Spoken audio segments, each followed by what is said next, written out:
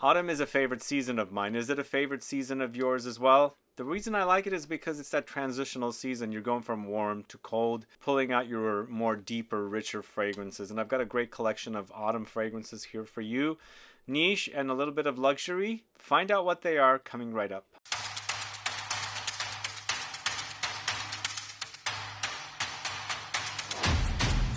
Thanks so much for tuning in. I'm Sebastian, and I'm talking about autumn fragrances for you from the world of niche brands.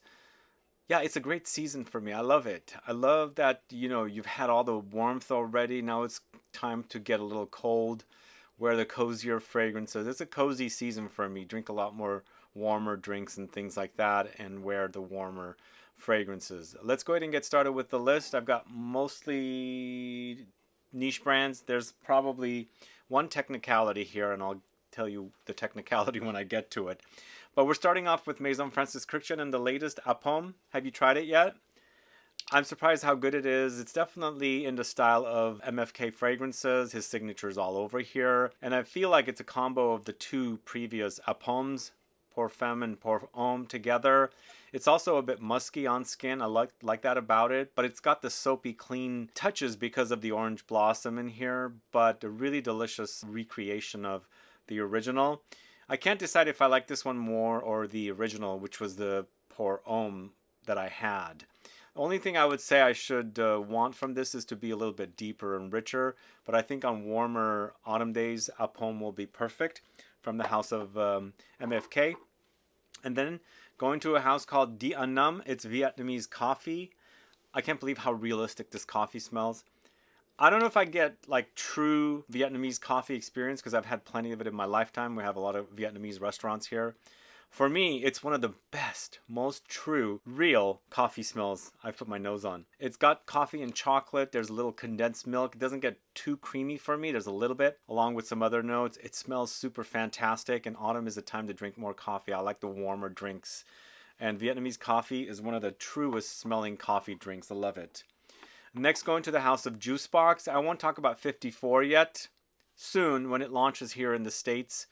But CARIOCA Heart, I can still wear this in the autumn, in the warmer days. It's a really fantastic fragrance. It's a tropical fruity fragrance, but some deep warmth and kind of ambery touches when it's drying down as well. But one of the things I like about this one is the trail, the sillage, the projection, and all that good stuff. It's a super fantastic, amazing smelling fragrance. Once again, created by Julian Rascanet. It's JUSBOX's CARIOCA Heart. Up next, going to a floral fragrance, a bit of tropical floral with a Ylang-Ylang prominence here. It's Maison Durac's Ylang d'Or, this one right here. I'm surprised how great this is. This is my favorite from this house. I absolutely love the way this smells. It transports me to a tropical destination, but not necessarily super hot and warm. A bit breezy. Maybe it's autumn there too. But you can still smell all the flowers, and this is, like I said, paying tribute to the Ylang-Ylang. And it's a fantastic Ylang-Ylang fragrance. If you like the note, this is one that you must check out. It's Maison Durac Ylang d'Or. Really super fantastic fragrance highlighting the Ylang-Ylang. So going to the house of L'Orchestre Parfum, this is Liqueur BPM. Are you familiar with this one? Liqueur BPM is a late discovery for me from this house, although it hasn't been too long that this was launched, but I discovered it earlier this year and I was like, wow, where have I been? I have missed this one. It's a great boozy fragrance featuring tobacco and a cocktail liqueur note in here. It's got a bit of fruitiness from pear, woods and vanilla and patchouli and amber and the dry down. It's super, super delicious. If you haven't tried it and you're a fan of this house or just a fan of boozy fragrances, you must get your nose on Liqueur BPM from the house of L'Orchestre Parfum. Next, going to the house of ARGOS, it's DANAE. So I did a video on the house and this was my favorite. I can't believe how good it is. I love the idea of this fragrance. It's got a lot of patchouli with sandalwood. There's musk, guaiac, cedar, cashmere, pink pepper, bergamot, Sicilian, lemon. The fragrance has this very interesting resinous gum resin experience. It's thick and dense. All of the fragrances were from this house. But for me, it's a patchouli that doesn't necessarily smell like the psychedelic patchouli because it's blended a lot. and perhaps whatever's going on in here covers it up a little bit, but still you'll recognize that it's patchouli. It's got its sexy earthy touches that I really, really love. And again, this is definitely perfect to wear in the autumn. I feel like it's also going to be perfect for winter because some of the fragrances will be perfect for winter as well. But DANAE is a favorite fragrance of mine from this house. The labels for these bottles are gorgeous, by the way.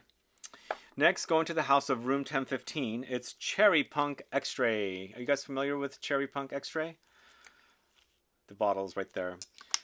So Cherry Punk Extrait is a leathery take on Cherry Punk. The original is a lot more fruitier, but what has happened with the Extrait is intensified leather. The black leather note is more prominent. There's also saffron here. Saffron is a aromatic spicy note, but also has the leathery accents when you're, adding it to fragrances. But those are pretty prominent for me, along with the cherries. But there's also a bit of nutty almondy touch there with the tonka. There's patchouli, peppery notes, violets, mimosa flower, and jasmine. Really great fragrance created by Jerome Epinay.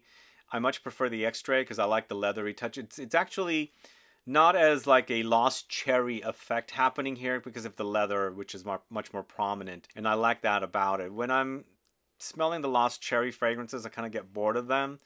But I like the idea of a cherry fragrance, and I think this is definitely taking the cherries into the masculine direction. So that is Room 1015's Cherry Punk Extrait from the house of Room 1015. So up next, going to the house of Boho Boko with my favorite from the house. It's Jasmine White Leather. One of the most unique and really super sexy leather jasmine combo fragrances. It's kind of like this motorcycle leather jacket, and you're kind of like smelling the jasmine's, bloom in the air. It's a bit breezy, but it's also a bit pleathery, like a fake leather, which is kind of addicting. And I like that about it. It also smells a bit like a brand new shoe that's very leathery, but maybe a combination of rubber shoe and leather shoe together. Maybe the soles are rubbery because it's got that kind of a smell, but mixed with the jasmine note, addictive smell, really unusually good. But lots of stuff going on in here. It's also a lot musky, and lavender aromatic touches comes in as well. But for me, what's really running the show is the white leather note that's in here along with the jasmine. Very unique fragrance, really wonderful, and I love the way it smells on skin. So it's Jasmine White Leather from the house of Boho Boko. Then going to the house of Voyage Imaginaire, this is L'Eau d'Immortelle, this one right here. Now this is a fragrance that kind of sort of reminds me of Sable from the house of Annick Goutal. If you guys are familiar with that house and you like that fragrance, try this one. It's a super intense take on the original. This is paying tribute to the Immortelle note, and it's autumn in a bottle. Whenever you see Immortelle in fragrances, to me Immortelle smells like autumn. It's dry, leafy, like bush-like, and those are the kind of stuff that you would see in Northern California when we're having the Indian summer, autumn, late autumn days, and everything is dry, and there's that fragrance in the air. So this is a bit on the gourmand side and also ambery side because there's dark chocolate. It's super fantastic, and I think this is autumn in a bottle. If you haven't tried it, please do. It's Voyage Imaginaire L'Eau d'Immortelle. Love that fragrance. It's very addicting. And again, autumn comes to mind as soon as I put my nose to it. But then going to the house of Alexandre J. This is Imperial Peacock, this one right here. This is a delicious gourmand fragrance with vanilla and ambery touches. There's a bit of rhubarb here and some powdery heliotrope. Heliotrope provides a bit of an almondy powdery effect, and then there's also almonds here as well, and tonka. It's so delicious. It's, I think, made appropriately to be worn in the autumn because it's a bit warm, but then there's that rhubarb note that comes in. It's giving you a bit of a slight vegetal fruity freshness in there, so it's not so cloying and intense, but it wears super sexy. Imperial Peacock from the house of Alexandre J. Let me know if you're familiar with that one. Then going to the house of Rogue Perfumery, it's Mousse Illuminée, this one right here. So I just did a video of this comparing to the Absolute version of this. I still prefer the original. It's super fantastic. This to me smells like a damp forest and all of the lush vegetation along with trees, the pine trees and things like that. There's oak moss in here, or tree moss in this case. A bit of green booziness from Artemisia, but man, it's a fantastic fragrance created by Manuel Cross of Rogue Perfumery. He did such an amazing job on that. It's the best fragrance that I've smelled from him, and it also takes me back to the 70s and 80s when these kind of fragrances were very popular. Really amazing fragrance from him. And to this day, I absolutely love it. So that's Rogue Perfumery's Mousse Illuminée. Let me know if you're familiar with that one. So up next, going to the house of Electimus London, this is Spice d'Arnaud.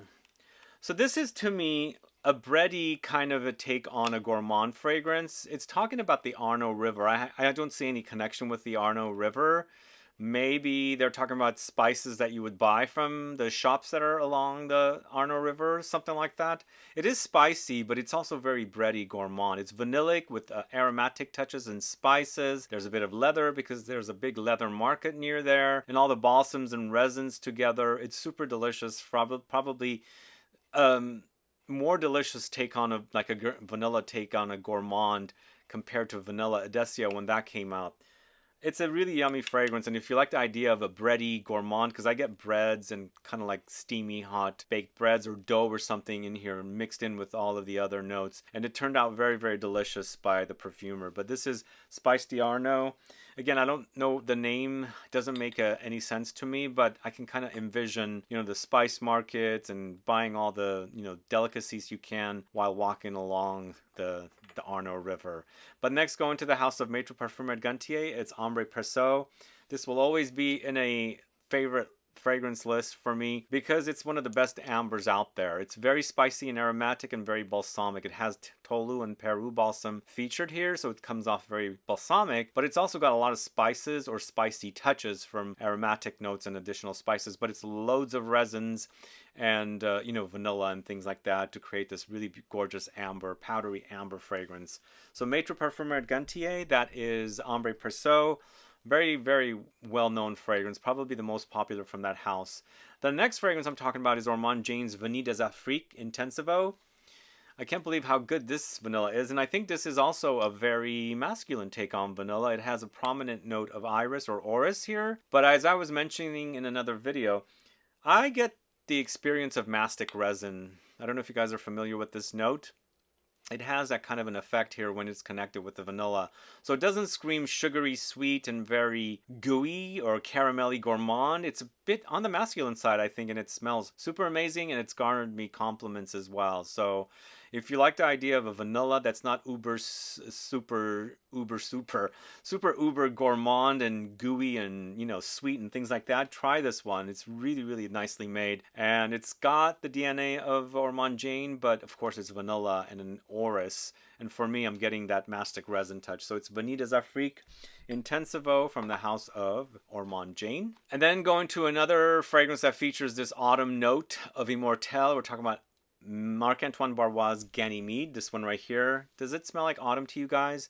It's got a very minerally autumn-like vibe for me. Slight fruitiness in there as well, but it's leathery touches, ozonic touches, and patchouli and woods all rolled into one. But for me, the Immortelle stands. It's dry and minerals come to mind, and it's a leafy kind of a characteristic, but everything working wonderfully together.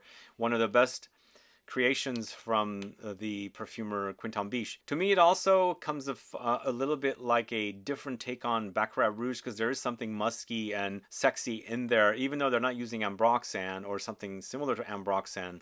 To me, I think all the notes combined together is giving me this kind of a vibe. But either way, Ganymede is super fantastic from the house of Marc-Antoine Barrois.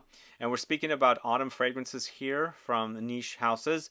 Going to the house of Thomas de Monaco, it's Raw Gold. A lot of these fragrances, as I said earlier, will be perfect for winter as well. I think these are the kind of fragrances that I like all year round. I don't really have a rule to wear these any time of the year, but I do these videos for you guys since some of you like to, you know, pick certain types of fragrances for, you know, seasonal wear, and you can use this one both autumn and winter. But this is a fantastic honeyed, vanillic, patchouli amber kind of a fragrance. It's super sexy and amazing, and I think the perfumer here did a wonderful job. There's also some oudi touches and of course orris powder and suede leather and Guaiac wood and things like that, but the fragrance is super fantastic, and to me it's one of the best fragrances from within the last 4 years or so. I reviewed this in its original form back in 22, like April I believe, and I've been a fan of it since then. It's a fantastic fragrance. So this is Raw Gold from the house of Thomas de Monaco. Then going to the house of Boadicea de Victorious, this is Bodacious. Are you guys familiar with this one? I can't believe how good this is. I can't believe how good. This is a cherry-focused fragrance. I've got 2 cherry-focused fragrances here. But for me, Bodacious acts a bit like wine. Like, I'm a wine drinker. I love red wine. It's my favorite kind of wine to drink. And to me, it's almost like a fruity wine, because there's that fermented wine grapes like effect happening here with the notes, along with the cherries and things like that. Man, it's good. Really, really good. So, so good. It's cherries, tonka, there's cognac here, and I think it's the cognac's booziness that's giving me this kind of like wine-like effect, but there's a lot of almondy touches, vanillic touches, spices, and things like that. One of the best cherry fragrances I put my nose on. It's definitely more grown up than Lost Cherry, and the fact that I'm getting wine effect here, I feel like it's a bit more mature compared to Lost Cherry, but still, cherries are a bit young and playful, but this is so good, guys. This is really good. This is more gourmand compared to Room 1015's Cherry Punk. Different, but still cherry fragrances. Next, we're going to the House of Les Eaux Primordiales. This is Vanille Supermassive. Really wonderful fragrance. Another really great masculine take on vanilla. Both of these, Vanille des Afriques and Vanille Supermassive, from the House of, well, Ormond Jane and Les Eaux Primordiales. Both are, masculine takes on vanilla. What I like about this one, it's dry. It's got a bit of pine and fir note in here. It's got resins and ambroxan. It's a great trail, but it's not, like, once again, like sugary sweet and syrupy and gooey. So it smells fantastic. It comes off and projects really nicely off skin. This one I can also wear in the heat, and it smells fantastic in the heat. The projection and sillage are even better then. But to me, I think they did a great job with this Vanille Supermassive. Definitely one of the best vanilla fragrances within the last couple of years. So that's from the House of Les Eaux Primordiales. That is Vanille Supermassive. Two more fragrances here for my autumn fragrances from the niche houses. Going to the House of Guerlain. This is the Technicality. I kind of put this in a kind of a designer category, but I feel like their original line are a bit more designer. Here with their L'Art et la Métier collection, I feel like it's more like niche style, I guess. This is Tobacco Honey. Tobacco Honey has been a great fragrance, and it's a great fragrance focusing on honey. It's powdery.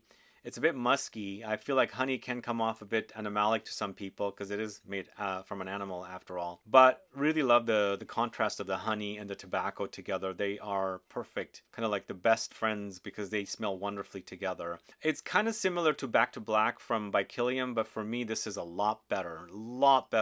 Better projection, better sillage, much beefier, whereas for me, Back to Black is very subdued, but it's fantastic fragrance. If you don't know this one, check it out. There's a bit of a warm, spicy vibe in here as well because there's some warm holiday-like spices in there mixed in with the honey and the tobacco. So this is Tobacco Honey.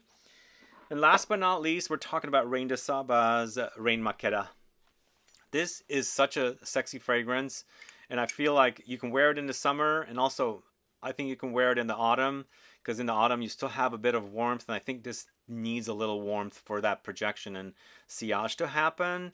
But it's super musky because it's got cashmere in the note. It's a musky note along with ambrette, another musky note. But there's floral notes in here. There's citruses. There's vanilla. There's powdery iris, woods, and musk. It is so, so good, guys. It might lean a bit feminine, but Anne Flippo, you did such an amazing job here. This is a fantastic fragrance, and I am featuring it here as a autumn fragrance to wear this coming autumn season. So that's Reine de Saba's Reine Maqueda, and that is the last fragrance for you guys. Let me know your thoughts on these fragrances, guys. Have you tried them? Are you curious to try them? Let me know which one is your favorite. And if none of these are the ones you're wearing this autumn season, let me know what you're wearing. Put a comment down below so I can find out. But either way, guys, thanks so much for watching today's video. If you have any questions or comments, please list below. Please like this video. Please share it. Follow me on Instagram and Facebook, and I'll be back with more videos very soon. Have a good one. Goodbye.